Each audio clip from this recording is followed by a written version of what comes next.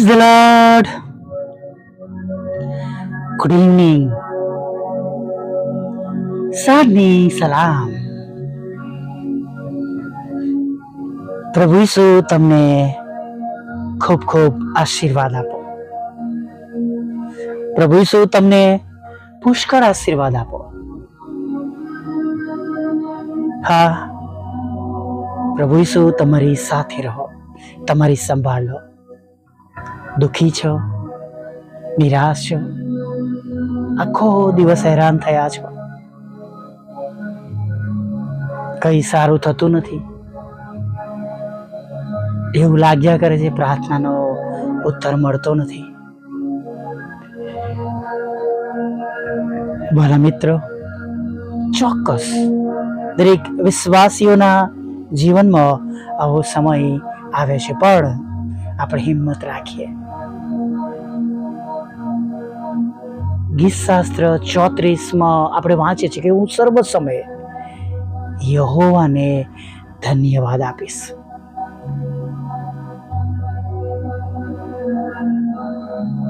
આપણે એવી પરિસ્થિતિમાં અથવા જે અત્યારે હાલમાં આપણી જે પરિસ્થિતિ છે, એવી પરિસ્થિતિમાં જો દેવ જોવા માંગતા હોય કે હું કે તમે તેમનું ભજન કરીએ છીએ કે નહીં, તેમની સ્તુતિ કરીએ છીએ કે નહીં, તેમની આરાધના કરીએ છીએ કે નહીં, આપણે આનંદમાં રહીએ છીએ કે નહીં,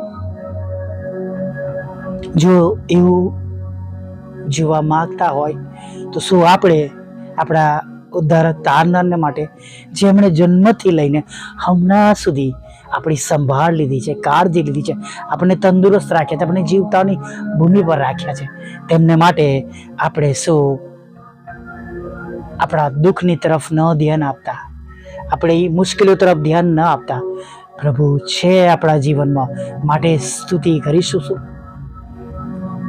અય્યુબ કહે છે ને એમની પત્નીને કે શું ઈશ્વર સુખ જ આપે તો મારે સ્વીકારવું, દુઃખ આપે તો મારે લેવું નહીં? ચોક્કસ આપણે વાંચીએ છીએ કે કોઈનું પરીક્ષણ થાય તો તેણે એવું કહેવું નહીં કે મારું પરીક્ષણ થઈ રહ્યું છે. પણ વાલા મિત્રો, હું ઘણી વાર કહું છું કે આપણી પરિસ્થિતિમાં આપણે આપણા ઈશ્વરને જીતાડવાના છે. માફ કરજો, આવું કોઈ જગ્યાએ લખ્યું નથી, પણ આપણે આપણી પરિસ્થિતિમાં, દરેક પરિસ્થિતિમાં, દરેક સંજોગોમાં આપણા ઈશ્વરને મહિમા મળે એવું બોલીએ, એવું જીવન જીવીએ, એવા વિચારો પણ કરીએ. દરેક એવા ખરાબ વિચારને પ્રભુના નામમાં ધમકાવીએ.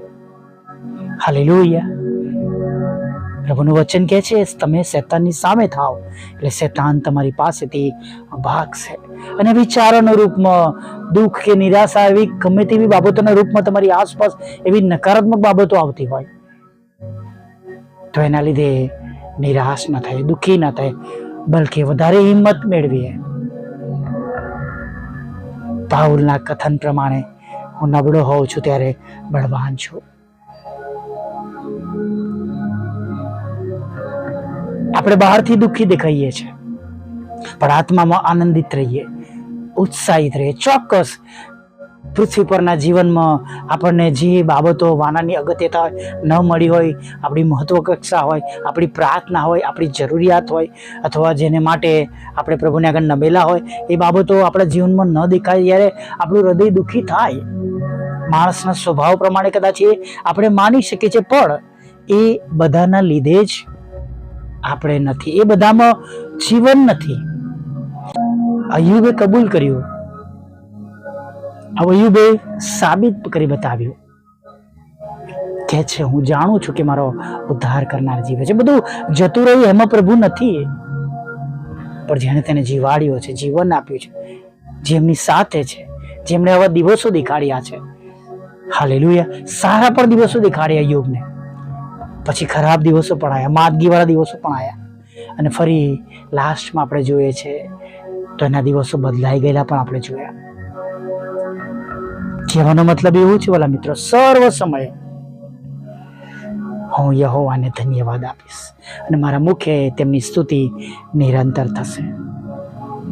અમે પણ એવી પરિસ્થિતિમાંથી પસાર થઈ રહ્યા છે, પણ વાલા મિત્રો,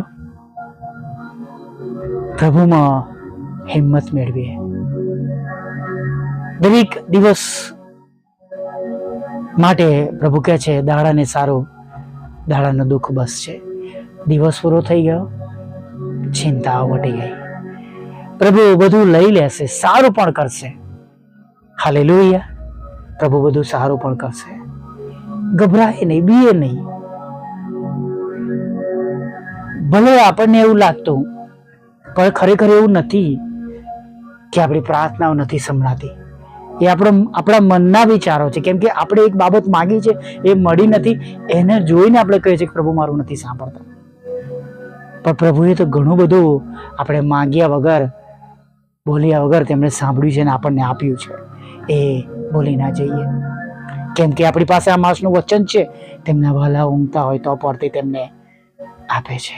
હા, સારા દાનો આપી જાણે છે, ભલું કરે છે, રક્ષણ કરે છે. હાલેલુયા. Praise the lord.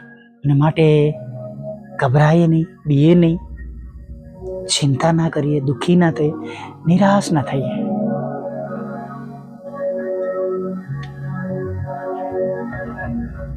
દુઃખના સમયોમાં, નિરાશાના સમયોમાં પ્રભુની આગળ નમી જઈએ.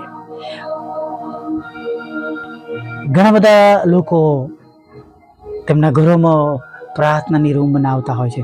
પ્રાર્થના માટેની જગ્યા, પ્રાર્થના માટેની ખુરશી, પ્રાર્થના માટેની ગાદી, બધા અલગ અલગ રીતે પોતાના જીવનોમાં, પોતાના ઘરોમાં નાની નાની જગ્યા ફાળવતા હોય છે. ઘણી જગ્યાએ જેમ બેડરૂમ હોય છે, ડાઇનિંગ હોલ હોય છે, ડ્રોઈંગ રૂમ હોય છે, એમ પ્રાર્થનાની રૂમ પણ હોય છે.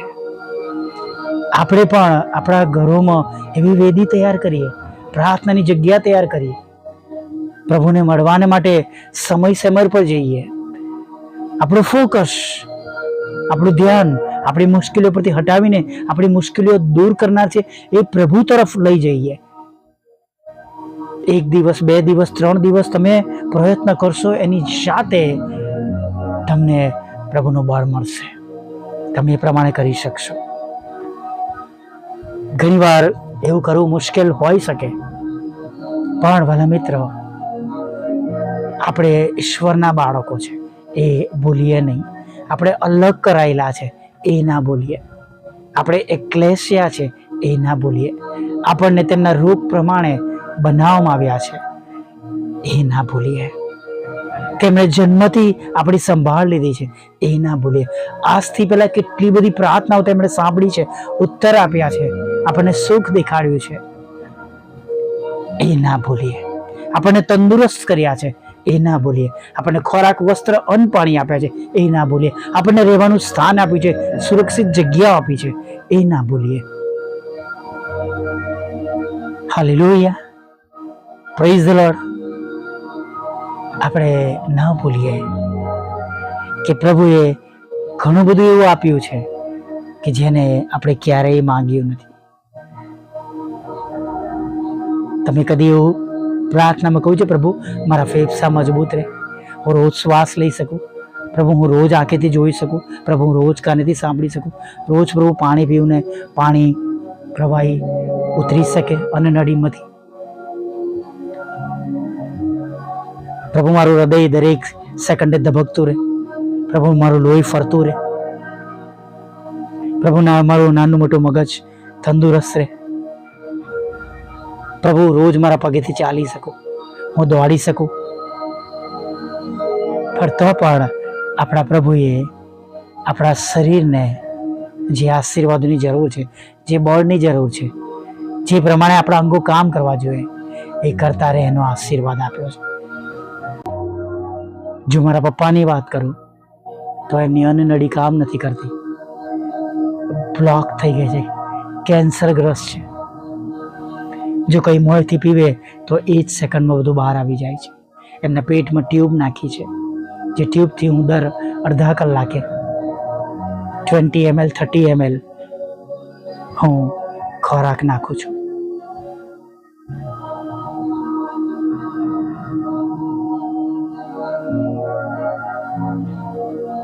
મિત્રો,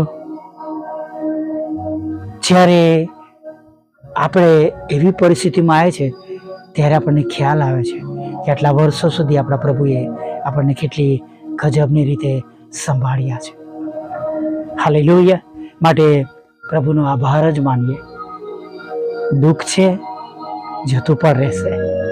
હાલેલુયા. સુખ ગયું, દુઃખ આવ્યું, દુઃખ પર જતું રહેશે. અયુબને સુખ હતું, દુઃખ આવ્યું, માંદગી આવી, બધું જતું રહ્યું અને બધું ફરીથી સરસ પર થઈ ગયું. હાલેલુયા. Praise the lord. આવો એ વિશ્વાસ સાથે સાંજના સમયમાં દેવની આગળ નમી જઈએ. Praise the lord. ભલા પ્રભુ, અમે તમારી સ્તુતિ કરીએ છીએ અને અમે તમારો પુષ્કળ આભાર માનીએ છીએ. પ્રભુ, સવારથી તમે અમારી સાથે છો. પ્રભુ, સવારથી તમે અમારી સંભાળ લઈ રહ્યા છો. પ્રભુ, સવારથી તમે અમારી કાળજી લઈ રહ્યા છો.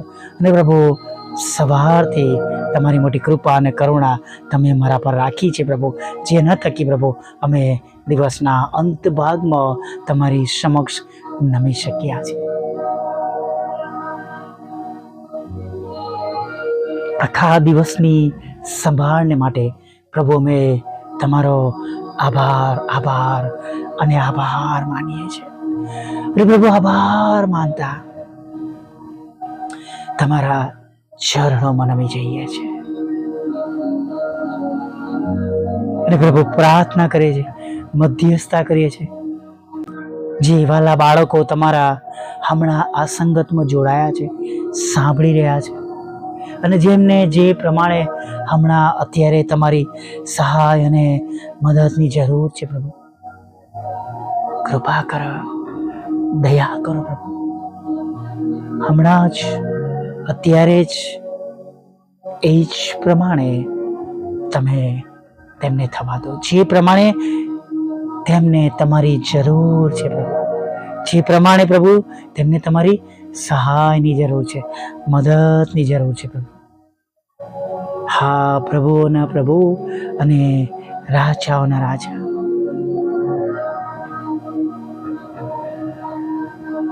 તમારી સ્તુતિ થાવ, તમારી સ્તુતિ થાવ અને કેવળ પ્રભુ તમારી સ્તુતિ થાવ. અમે તમને થેન્ક યુ કહીએ છીએ અમારી દરેક પરિસ્થિતિઓ બધી. અમે વિશ્વાસ કરીએ છીએ પ્રભુ, ભલે આજે અમારી પરિસ્થિતિ નબળી છે, નિરાશાજનક છે, કે પ્રભુ અમે દુઃખી છે, હતાશ છે, પણ પ્રભુ કાયમ એવું રહેવાનું નથી. હવે બધું બદલાવાનું છે. જેમ યશાયામાં અમે વાંચીએ છીએ, ઉઠ અને પ્રકાશિત થા. હવે અમે ઉઠવાના છે, અમે પ્રકાશિત થવાના છે, અંધકાર દૂર થવાનો છે અને અમે પ્રકાશ જોવાનો છે, આનંદનો પ્રકાશ, સુખનો પ્રકાશ. હાલેલુયા. તેના માટે પ્રભુ અમે તમારી સ્તુતિ કરીએ છીએ અને અમે તમારો પુષ્કળ આભાર માનીએ છીએ.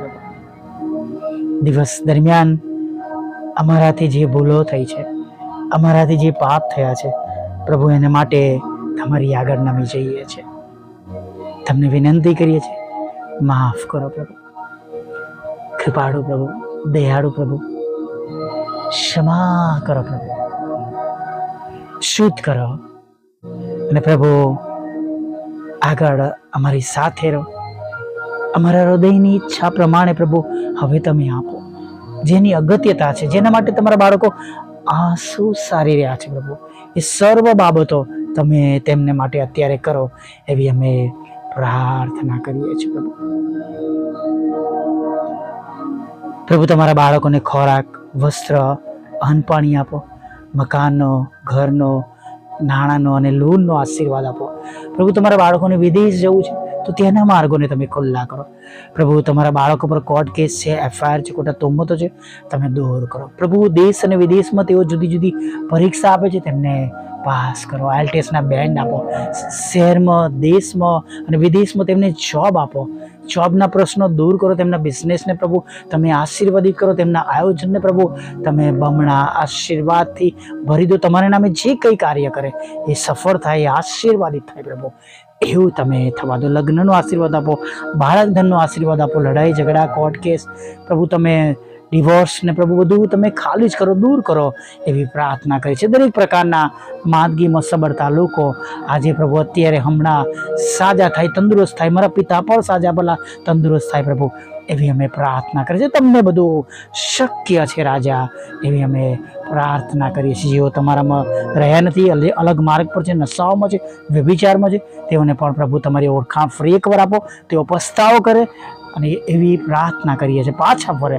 હા પ્રભુ, મારા વોટ્સઅપના વિડીયોઝ અને ઓડિયો અને પ્રભુ યુટ્યુબના વિડીયો અને પ્રભુ લિંક ફેસબુકના ઓડિયોઝ વિડીયોઝને દરેક પોસ્ટવાળા તમે મહિમા પામો અને ઘણા બધા લોકો તમને જીવન સોંપે એવું થવા દો. બુધવાર શુક્રવારની સંગતો દ્વારા તમારો મહિમા થાય, રોજના રેકોર્ડિંગ દ્વારા તમારો મહિમા થાય, સાંભળે છે બીજાને મોકલે છે તેમને બમણા આશીર્વાદથી ભરી દો પ્રભુ. આ સમય દરમિયાન પ્રભુ અમને, અમારા કુટુંબને, પરિવારને જે પ્રમાણે જરૂરિયાત છે પ્રભુ, એ પ્રમાણે તમારી કૃપા દ્રષ્ટિ અમારા પર રાખજો પ્રભુ. જેઓ અમારી જેમ ઇન્ડિપેન્ડન્ટ સેવા કરી રહ્યા છે, દરેકના ઘરોની તમે મુલાકાત લેજો અને તેમના ઘરનું પ્રભુ તમે ભરણ પોષણ કરજો પ્રભુ. રાત્રિમાં મીઠી નિંદ્રા આપજો, ખોરાક, વસ્ત્ર, અન્ન, પાણી આપજો. આ 1.5 મિનિટ સુધી થયેલા પાપોને માફ કરજો પ્રભુ, અને ફરીવાર સવારમાં તમારું ભજન કરતા કાપજો એવું માગતા પ્રભુ ઈસુના નામમાં આટલું સાંભળો અને દેવ બાપ માન્ય કરજો. આમીન, આમીન, આમીન.